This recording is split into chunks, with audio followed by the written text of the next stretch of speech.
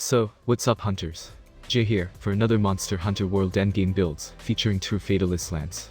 I will feature 3 builds again in this video, and the rest of the other builds are also much the same for these 3 builds. I have featured other endgame builds in my channel, check them out on the description down below or on my channel, and also, please smash that subscribe button to see more of my content, and without more talking, let's get on to the builds.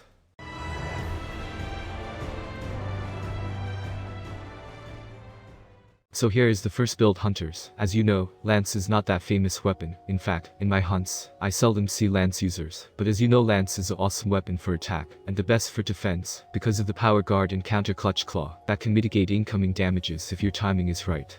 For the armor skills we have Critical Eye 7, Agitator 7 which I use on all my builds actually, Handicraft 5, which I think is overkill on this build, but yeah, even once I didn't use a whetstone on hunts. Evade Window 5 is just an extra defensive skill for this build. Guard 5 which is needed for this build, but they say Guard 3 is good, but I want to do this build as perfect as it is. Stun Resistance, Offensive Guard, which is the best skill to use for weapons like this. A perfect timing of guard, meaning adding more damage to your attacks. Coalescence 3, with our favorite combo of Blight Resistance 2 and Resuscitate, and Guard Up, to defend some of the unguardable attacks. But as you know, Lance has this Guard Up skill, but I rather choose to have this skill than to use that stance, because it drains up your stamina quickly, and also, with Weakness Exploit 3, and Critical Boost 3 for the awesome damage as well.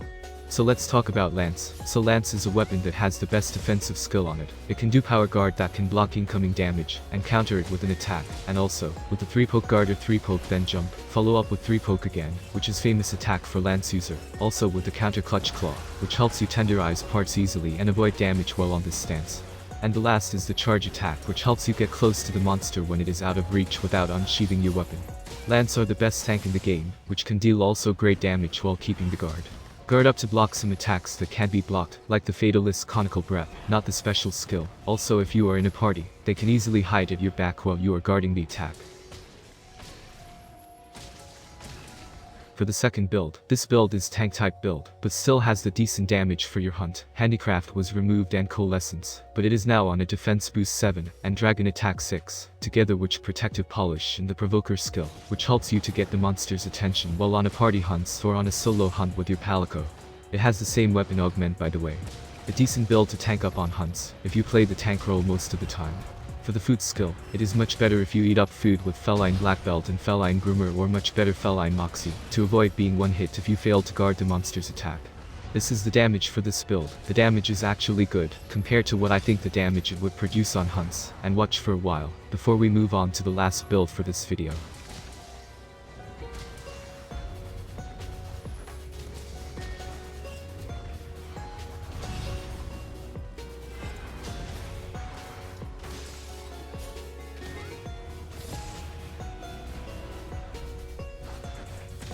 And lastly this build. It is build with a resentment skill, which also I think is best for this build, because while guarding some attacks will deal a chip damage on you, especially when you go on with a powerful monster. That surely gives you Fire Blight or some chip damage while guarding, or maybe when you are on a Rocksteady mantle, which also make it my point to place Tool Specialist skill, to make use of the Rocksteady or the Glider mantle faster to utilize the skill build.